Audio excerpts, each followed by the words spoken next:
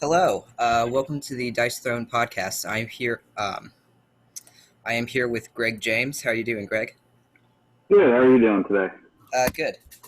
So today we're going to be talking about the Paladin, what he's good at, what he's not good at, what generic cards he likes, what cards he should sell, just generally strategies and discussion about him. Um, Yeah. uh, hmm? Yeah, it's going to be really exciting. I think there's a lot of good information about the Paladin that a lot of people could benefit from. Yep. So the Paladin is a generic holy warrior, um, and a lot of his strategy focuses around buffing himself. He has pretty good.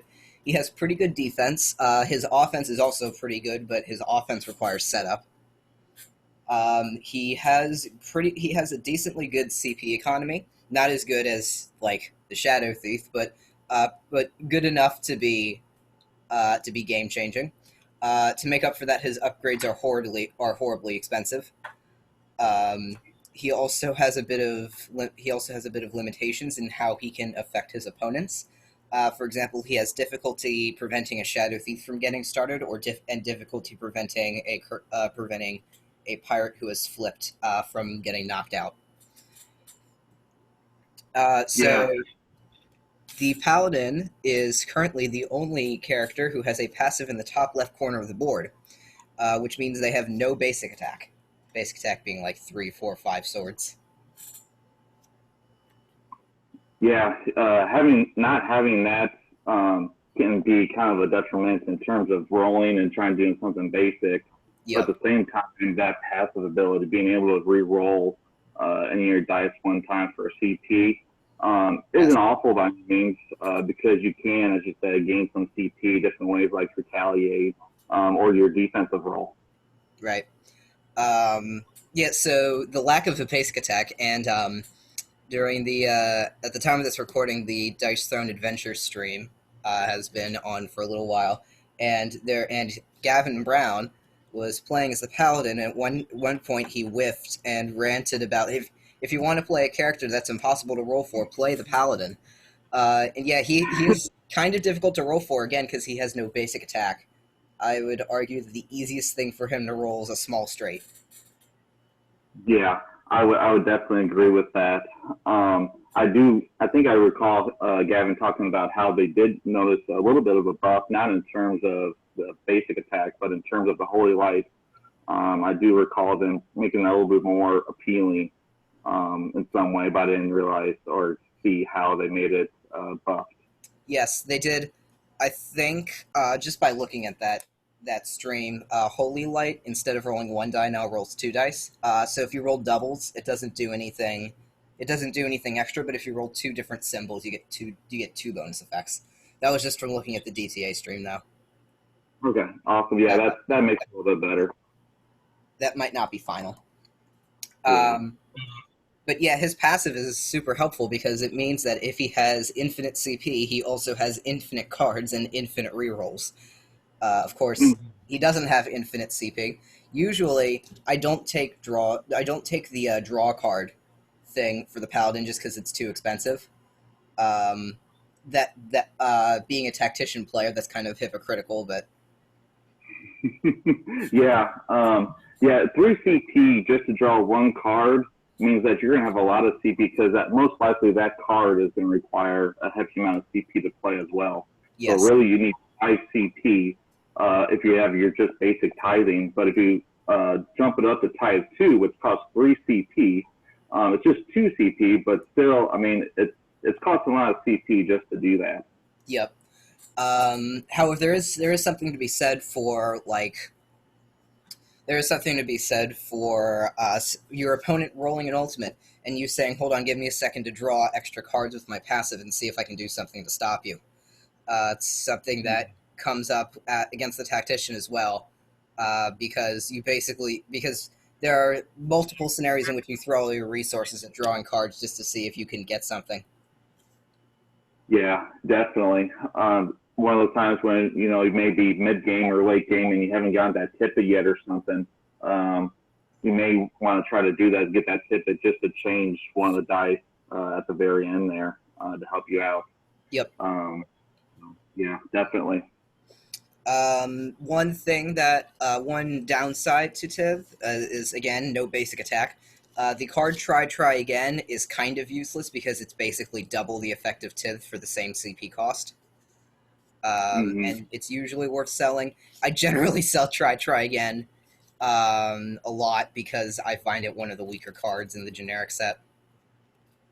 Yeah, And I definitely agree with that. And as we mentioned before, the upgrade Tiv 2, it costs a whopping 3 CP, which is a lot. Most upgrades cost 2 CP.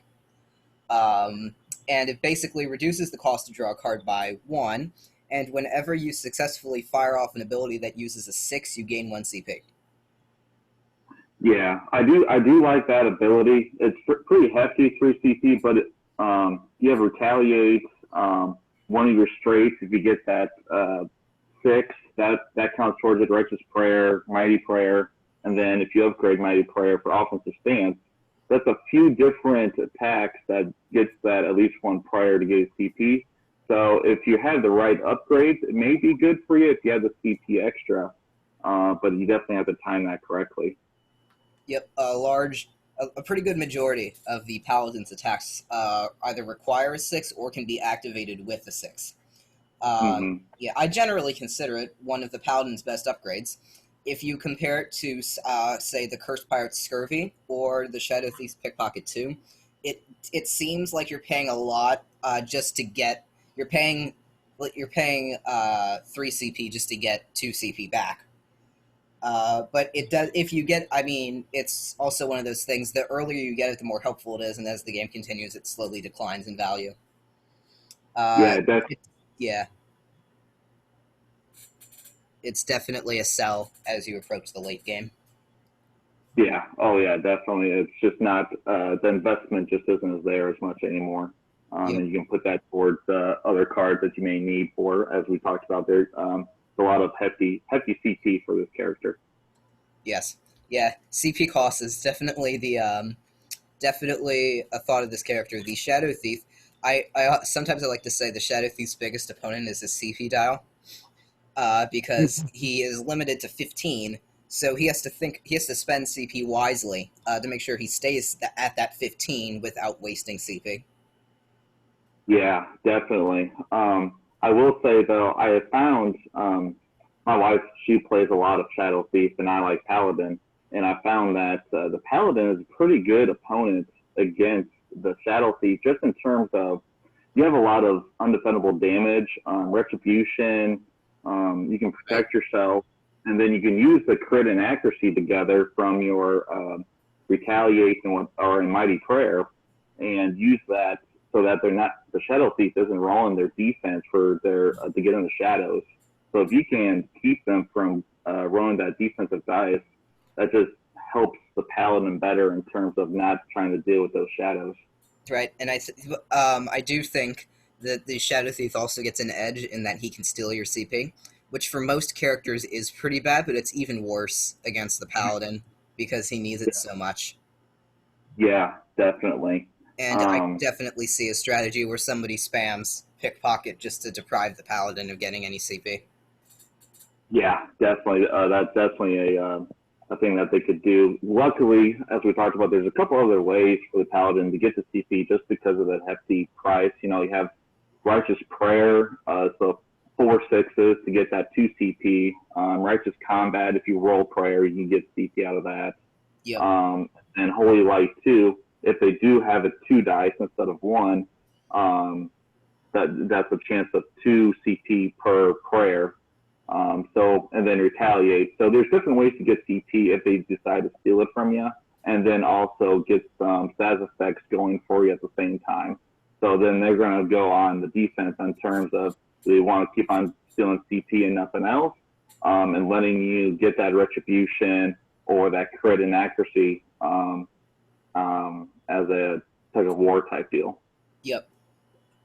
Speaking of Righteous Combat, let's talk about Righteous Combat. It's basically the Paladin's version of a basic attack. He needs 3 swords and 2 helmets, which isn't horribly hard to roll, but it's definitely kind of hard. It only does 5 damage, but he gets to roll 2 dice, and various effects occur depending on what he rolls. Righteous Combat 2, instead of rolling 2 dice, you roll 3 dice. And Righteous Combat 3 increases the base damage from 5 to 6, as well as giving a bonus ability, Steadfast, which only requires 2 swords and 1 helmet. Yeah, righteous combat is usually my go-to one, just because swords and helmets get rolled a little bit more for probabilities. 2 swords and 2 helmets on the dice. So and they do a lot of good effects in terms of their health or damage. And then that if you're able to upgrade it, just even the 2 for that extra die, that helps out a whole lot. And then if you can get that steadfast just to help with not rolling well, that helps a lot too. So that's definitely my main go-to attack is that righteous combat. Yep. I don't use Righteous Combat as much as I think I should, mostly because the Paladin has better ways to do damage through his straights and whatnot. But I do think it's very helpful as like a pseudo basic attack, but it's definitely harder to roll than a basic attack. I play Shadow Thief and Tactician a lot, so I'm not really acquainted with how to use level 3 upgrades effectively. But there's definitely Righteous Combat 3 makes it into a very viable option. Definitely, and if I was going to do Righteous Combat 3, I mean, I would need to make sure I have a lot of CP because it's 4 CP to play it right out of the gate if you don't have 2. So it can be very expensive to get that. But if you're, let's say if you have like 2 swords and 2 helmets or whatnot, and you roll and you eventually get like another helmet and a prayer, then okay, you'll retaliate. But Righteous Combat is not too bad, but it can be heartbreaking when you don't roll a lot of damage for it. Yep.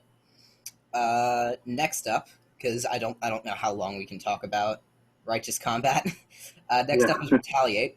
Apply Retribution on target player, and Retribution, when you take damage, you can spend it, and the attacker takes half of the damage they dealt to you.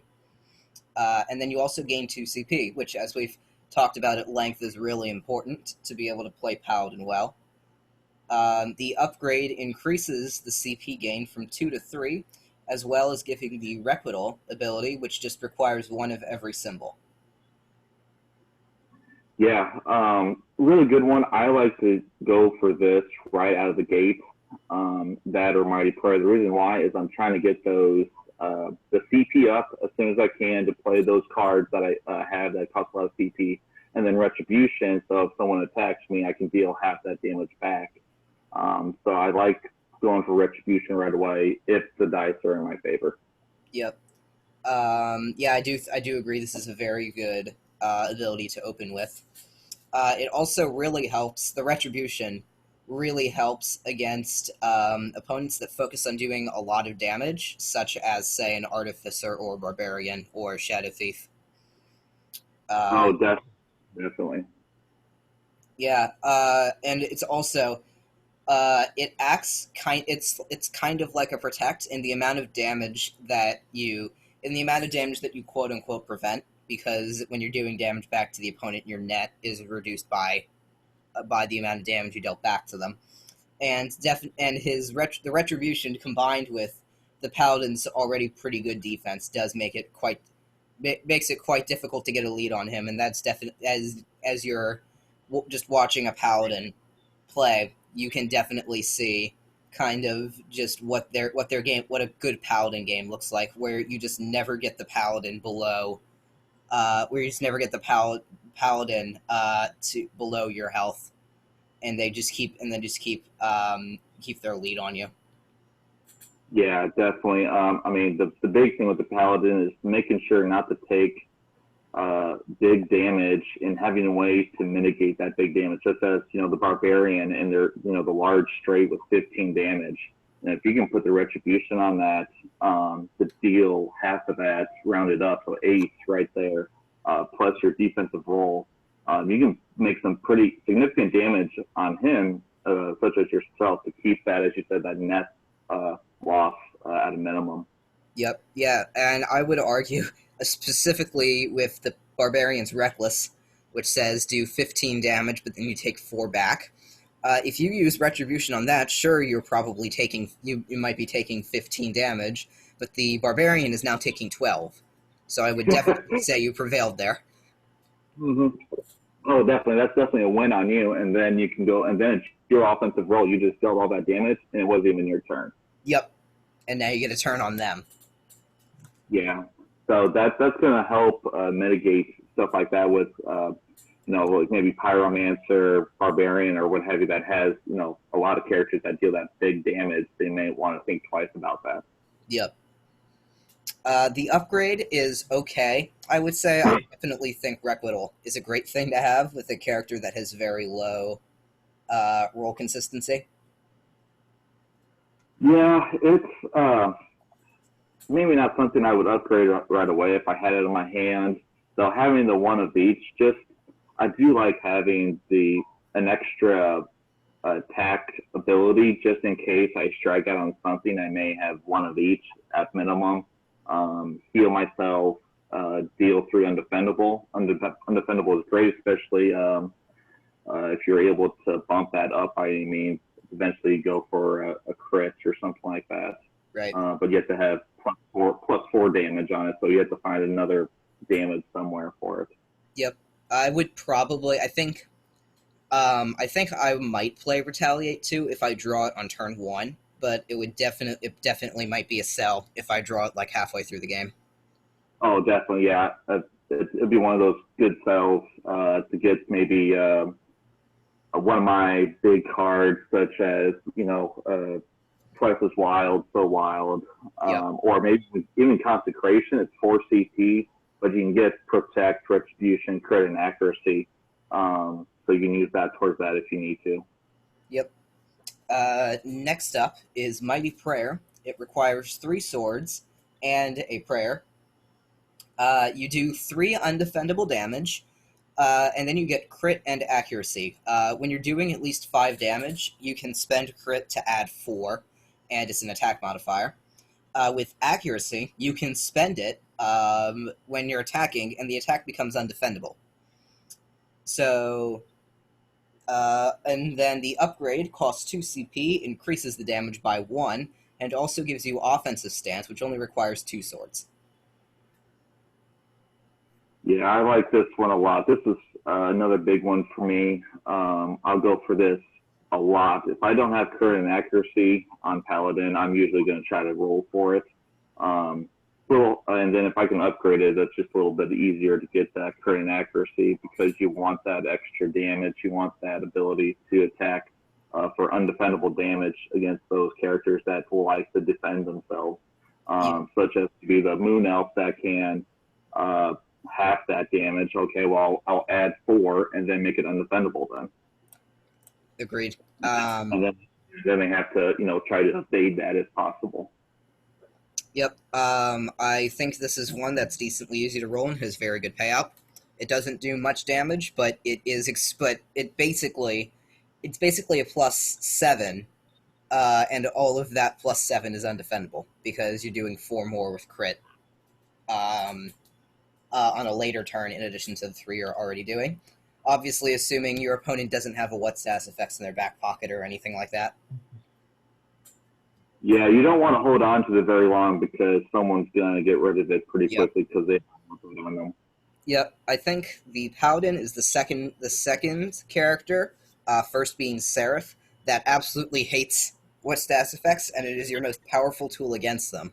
Because Paladin just said, alrighty, I'll play Consecration and I get 1 of everything, and then you can just play what status effects and ruin their day. Oh, without a doubt. Anything to limit, like Entangled or Constrict, to limit the amount of rolls. Any status effects native for the Paladin really is hurtful because you have to rely purely on cards to get rid of them. Yep. Another thing that hurts him is Wither, I think, because he's doing pretty because almost as surprisingly for like a buff type character, almost all of the paladin's abilities do damage.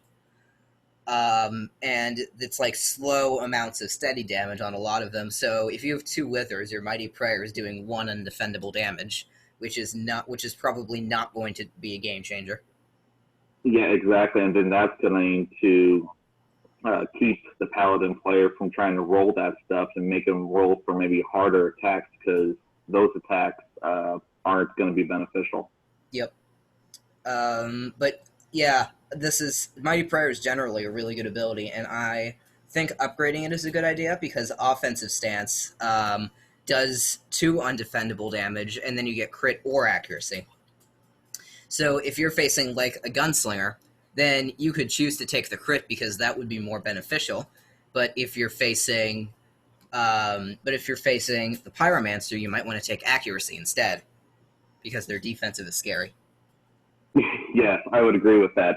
Having that ability and that utility to choose and not having to roll as much for swords or what have you is really nice.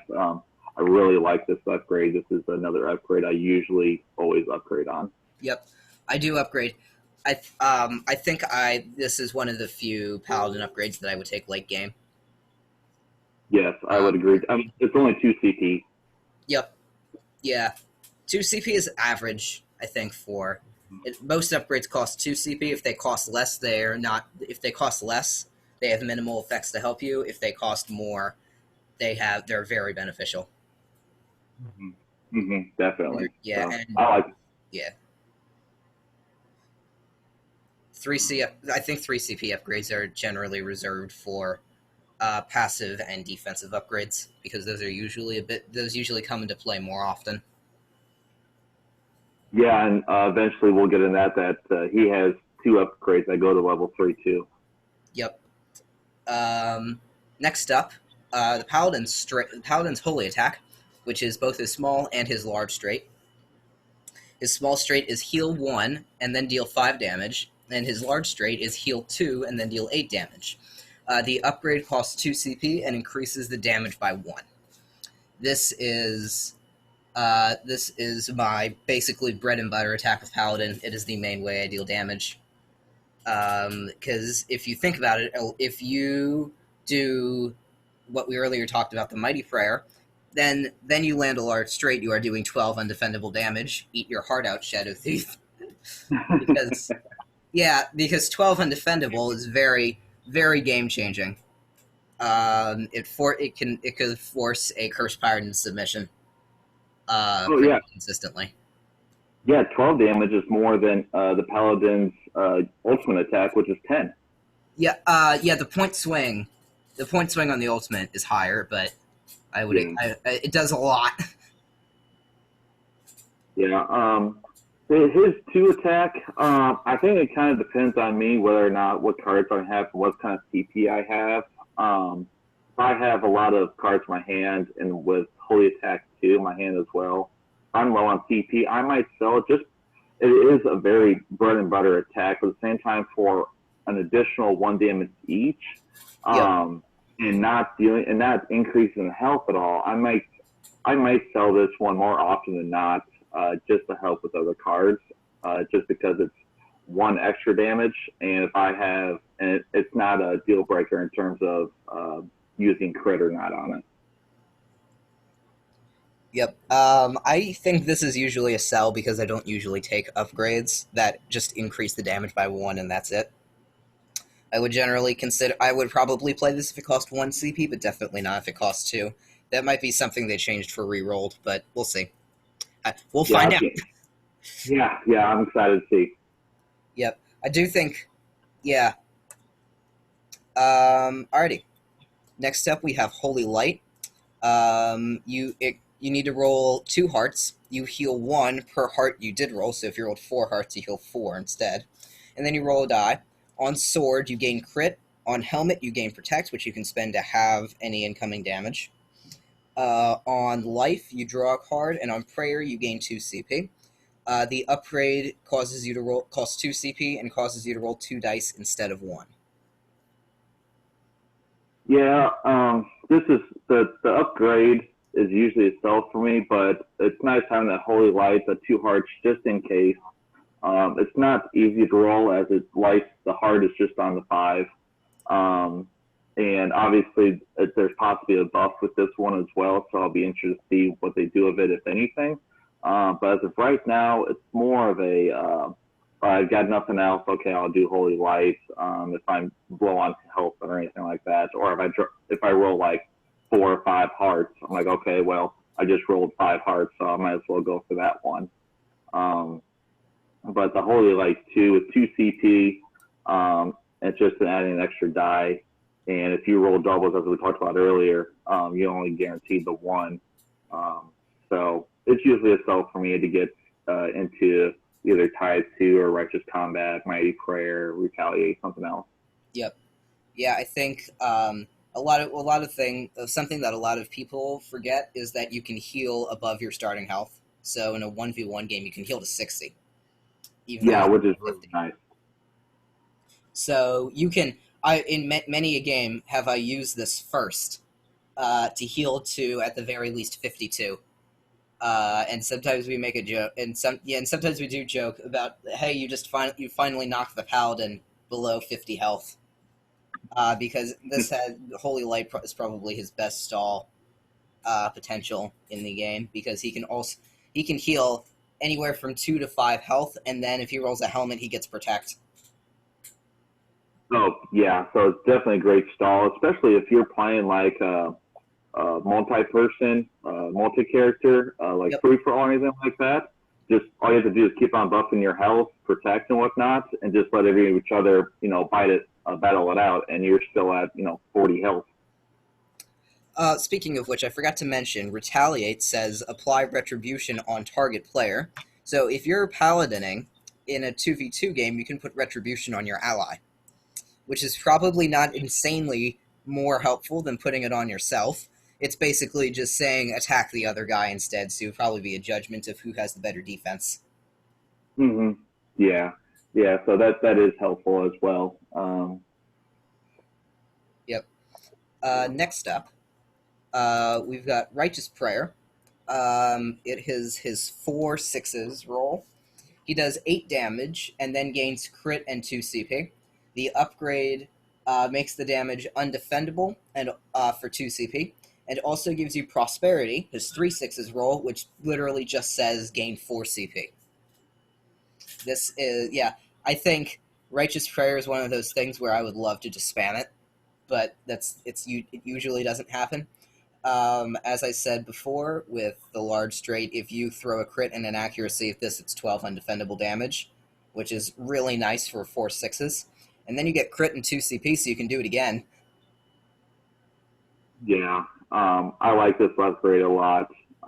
It makes from the regular 8 damage not undefendable to undefendable. You get that crit 2 CP, and then the prosperity you only need 3 instead of 4. So if you're going for that ultimate or whatnot, and then you roll 2 6s for the first roll, and then you're trying to okay, I got the cards, I may try for it, may fall a little short. Well, you have 2 options, either the 4 or the 3 6s. I like this one a lot. It's only 2 CP, which is really cost effective. Yep. I think just speaking on the like the Dice Throne convention, the most upgrades to 4/6s cost 2 CP and give you a 3 CP, a 3/6s bonus ability. The only exceptions are the Shadow Thief, because you already have a 3/6s, and the Cursed Pirate, obviously. Yep. Anything more than 2 CP is outright cruel. This is coming. This is coming from a person who has made a 4/6s upgrade that costs 3 CP, of course. Yeah, it's really nice that you upgrade for 2 CP, and then if you get it, you just get your 2 CP right back, and then if you get it again, it's just netting any CP after that. So Yep. I really like it. Yep. Again, when you're designing around a character who needs to pay CP to get their upgrades in play, but then has a lot of effects that give them CP, you have to think about how much you want them to pay, so that they don't just immediately get paid back. Because if you play this and then roll prosperity, you get your CP right back and then some. Hmm. Yeah, definitely. And then that can help you in terms of tithing or anything else, playing your bigger CP cards. So I like it a lot. It's a good one. Yep. And then the next to last thing we're going to talk about is Divine Defense. You roll 3 dice for this. On Sword, you deal 1 damage. You prevent 1 damage per helmet and 2 damage per life, and then you gain 1 CP per prayer. Divine Defense 2 costs 3 CP, and now you roll 4 dice, and you do 1 damage per sword instead of just doing it on sword.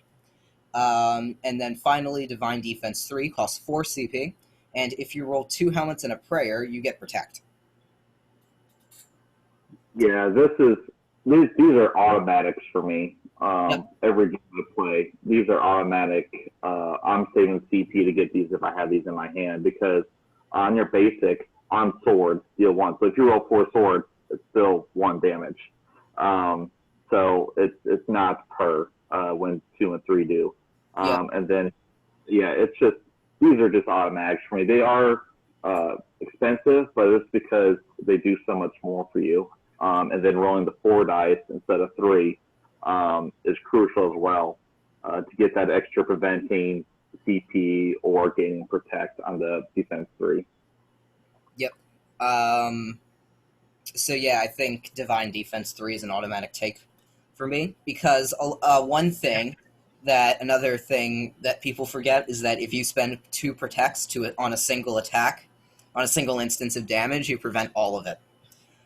So if you have a protect and you roll the gain protect on Divine Defense 3, you can negate all the damage.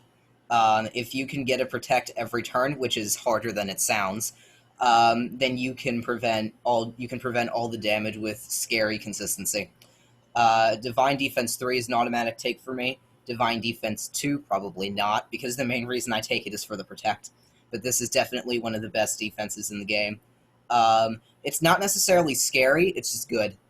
It's like I like to say the Pyromancer, ironically, has one of the better defenses in the game, because it's just scary because she does so much damage back. This one is the opposite. It's just good. I don't think it's really anything to be scared about. Right, I agree with that. It fits his theme of, people describing him as like the tank. Preventing 1 for helmet and then 2 per heart. Just getting that extra tankiness, that preventing, getting that protect. I don't think a lot of people realize the double protect, because protect reduces half of it, and then if you do it again, that reduces the other half of all incoming damage. So not the damage that's left over. So I like it a lot. And the only difference is, so you have a 3 CP for 2 and 4 CP for 3. So if you have 2 upgraded, you only need 1 more to get it up to 3 if you end up getting that in your hand as well. Right. Yeah. I still think I would sell Divine Defense 2, especially if I drew 3 first. If I have 3 first, that's going to go ahead of 2 every time. That's why I'm not a huge fan of level 3 upgrades, because you have to think about, do I want to, if I have this, because I just, like, there are multiple cases where I draw the level 3 and the level 2 at the same time, and I'm just like, well, this is an easy decision. I'll play the level 3 and stop the level 2. Exactly. I agree with that completely. Alrighty, and then finally, we've got the Paladin's Ultimate, Resolute Faith. He heals 5, he does 10 ultimate damage, and then he gains Blessing Divinity. Blessing Divinity says the first time you die, you don't. You stay at 1 instead. And it is unique. It doesn't say it's unique on this leaflet, but and it cannot be removed, transferred, stolen, or otherwise messed with. Yeah, that's crucial, I think, for him to get that. I honestly consider this one of the weakest ultimates in the game. mostly because of a lack of damage. If you have crit, you do 14 damage, but I'm not sure if it's enough. I'm not sure it's really that impactful. I would say it's a bit more numbers heavy. It's a 15-point swing, so it kind of matches the barbarian's ultimate in terms of that. Um, I think if this did 11 or 12 damage, it would probably be a bit more helpful in my eyes, but I can definitely see why a 15-point swing looks balanced. And the Blessing of Divinity seems very unhelpful, but it's not. If you are absolutely crushing as a paladin, or the opponent is absolutely crushing you, it's useless. But what it basically does is, if it's a close game, it causes you to win instead of it being a close game. Because while you have Blessing of Divinity, there is no way for the opponent to kill you. Because you will always get at least one more turn on them. Yeah, and Blessing Divinity, you can still die from like a poison or a burn. Yep. Because even if you would go down to 0, you don't. You go to 1, meaning you still keep those effects, and then you'll still die by that poison or burn the next turn. Yep. Yeah. So there is that. I think in reference to what I go for the 5 prayers or the 4 prayers, 4 prayers, I mean, you would deal 12 if you have crit, or you would get crit with it, and then you get 2 CP rather than the 5 heal. I think the 5 heal would be in reference to, maybe that long game and the person or the opponent's trying to knock your health down, and you keep on maybe holy lying or you're straight, you're healing, you're constantly healing. I think that's more of a mental game at that point. And then you heal 5, you deal 10, so it's 15-point swing, and then, oh yeah, by the way, I had this extra thing, so you can't outright kill me right away. Yep. I think that's more of a mental thing against the opponent of that way rather than just pure damage. And then I think also, watching the YouTube videos of Dice Throne Adventures, having that Blessings of Divinity may be helpful to staying alive that one extra turn when you might need to stay alive. So it may have a different impact when that comes out. I'll be interested in seeing how that goes. But yeah, definitely it's kind of a little underwhelming in terms of the damage, as you talked about. I'm not sure it's really the damage. It just doesn't do much. If you look at that in comparison to, say, the Gunslinger's ultimate, she gains evasive, she throws a knockdown and a bounty on you, and then she does 10 damage, and if she spends a reload, she gets to reroll it. Yeah. I think if they added maybe add some of his stats effects to it as well. Yep. Protect, crit accuracy with it, something to help him along with it, rather than just you get these couple damage stuff and nothing else to go along with the stats effects. It may be a little bit different. Yep. So I think this discussion went on way longer than I was expecting. My target time was 20 to 30 minutes, and I think we're at like the 40-minute mark right now. Oh wow! Yeah, we're just gonna time flies when you're talking about Dice Throne. I'm just gonna quick talk on the Paladin's character-specific cards because we've already talked about all his upgrades. Most characters have 4 character-specific cards because they have 2 level 3 upgrades. I have them over here. So the Barbarian has 1 instant card, 2 roll face cards, and 1 main face card as character-specific cards. And the Moon Elf has 1 instant card, 2 roll face cards, and 1 main face card. So that's the Paladin does not. He has 1 roll face card and 3 main face cards. Absolution. It is a response card. You play it when you're attacked. You roll a die, and stuff happens. It only costs 1 CP, and it gives a lot of payout. At the very least, you are getting a +3 from it. And at the very worst, you're getting a +3, and at the very best, you are getting a +5, or 2 CP, which lets you play not this time or something like that. Yeah, I like it. This would be one I would keep if I'm getting hit a lot and I need that little extra damage prevention or something like that. I like it. He's big on defense. Might as well keep it as well for that little 1 CP. Yep. Next up, we have Mighty. Target player gains crit. This is a sell for me. It's not helpful enough to I be. agree. This is, I would say, the same thing with the Shadow Thieves gain sneak attack, and also the Barbarians inflict concussion. Generally, 1 CP main phase card.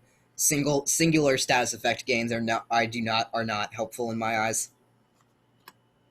Yeah, I agree. I don't think I've ever played this, especially when I could roll for it different ways and do damage with it. Yep. I could use 1 CP to get something that actually helps a little bit better than just a regular crit. Yep. Especially if you play Mighty and then you roll Mighty Prayer, you can't use the crit. You basically waste a crit because you can't use the crit on the Mighty Prayer damage.